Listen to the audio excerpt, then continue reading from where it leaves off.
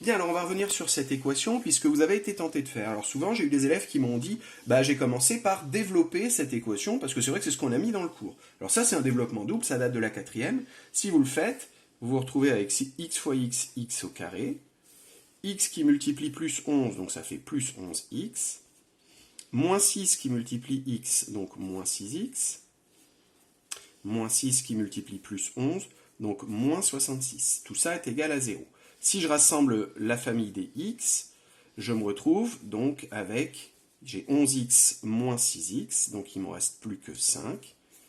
Et voilà ce qu'on obtient si on développe. Mais là par contre, on a un petit pépin, et vous en êtes rendu compte, c'est que ça vous bloque. Bah oui, on peut essayer de bricoler, vous arriverez jamais vraiment à avoir x qui sera tout seul dans un coin. Si ça vous amuse, vous pouvez retirer le 5x à gauche, mais j'écris pas très bien, excusez-moi. Si j'enlève 5x à droite, bah, quelque part, il va réapparaître.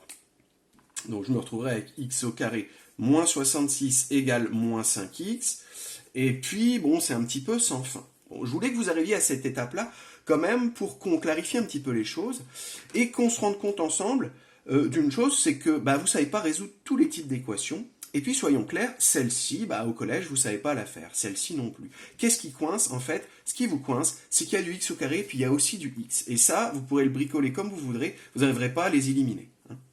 Donc, je vais expliquer après comment on va faire, mais je fais un petit point quand même, parce que souvent les élèves, pour eux, c'est pas très clair, les équations qu'ils savent faire, les équations qu'ils savent pas faire. C'est normal, au collège, on ne sait pas tout faire, au lycée, on ne sait pas tout faire non plus.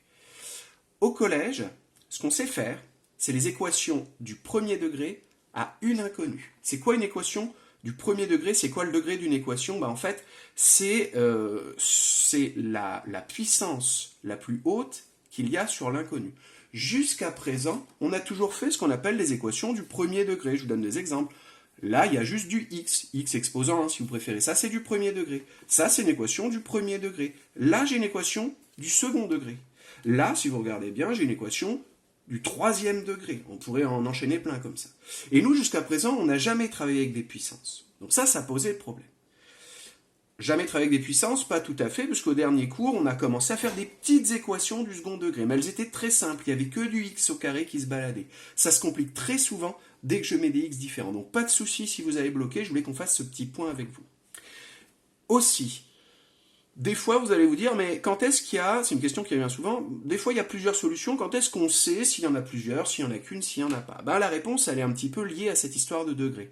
Le degré de l'équation, ça vous explique combien de solutions peut y avoir au maximum. Une équation du premier degré ne peut avoir au maximum qu'une solution. Donc là, il y a une solution maximum. Ça se trouve, il n'y en a pas. Hein. Ça peut être 0 ou 1. Celle-ci, c'est une équation du second degré. Elle peut avoir jusqu'à 2 solutions. Elle en a 2, en fait. On pourra en reparler. Celle-ci peut avoir jusqu'à 3 solutions.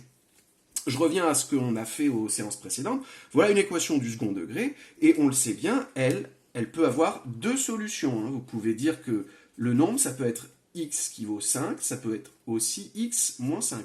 Mais voici par exemple une équation du second degré qui n'a pas de solution, puisqu'un carré ne peut jamais être négatif. Donc le degré vous donne le nombre maximum de solutions que vous pouvez avoir. Ici, voici une équation du premier degré qui n'a pas de solution. Vous ne trouverez jamais un nombre qui sera égal à lui-même plus 1. Donc le degré, pour le voir, il faut que les choses soient développées. Il ne faut plus qu'il y ait de parenthèses. Si je reviens à ce qui vous a posé problème, je ne peux pas le voir ici, le degré, parce qu'il y a encore des parenthèses. On pourrait croire que c'est une équation du premier degré, mais non, pas du tout. Quand on a tout développé, par contre, on voit apparaître le x au carré, c'est une équation du second degré, donc ça se trouve, il peut y avoir jusqu'à 2 solutions. D'accord? Donc, maintenant, on rembobine tout ça. Sous cette forme-là, on n'a pas la technique pour. La technique, vous l'aurez en première. Mais on peut avoir recours à des astuces. En fait, on va rembobiner, et justement, fallait pas aller plus loin que ça. Ici, vous pouviez faire quelque chose de beaucoup plus simple que le développement. Ben, c'est vrai, vous avez 2 choses qui se multiplient. Lorsque 2 choses se multiplient et que ça fait 0, si on y réfléchit bien, c'est forcément que l'une ou l'autre vaut 0. Donc ici, la petite astuce, c'était de dire, c'est soit la première parenthèse qui vaut 0, soit la deuxième parenthèse qui vaut 0. Et là, la difficulté, elle a été cassée en 2 petites choses très très simples à faire. Pour que ça vaille 0, il faut que le nombre ce soit 0, ce soit 6, excusez-moi. Pour que le nombre pour que x plus 11 vaille 0, il faut que le nombre ce soit moins 11. Donc quelque part, en fait, vous les aviez quasiment dès le début devant vous les solutions, et je parle bien des solutions. Ici, si je dois faire une phrase, je dirais les solutions, il y en avait deux, sont 6 et moins 11. Bon, on va voir un petit peu plus loin dans le cours, mais sous forme écrite, comment on peut généraliser ce truc-là. Mais je termine en vous disant que ça s'appelle une équation produit, puisque ce sont deux choses qui se multiplient, une équation produit nulle.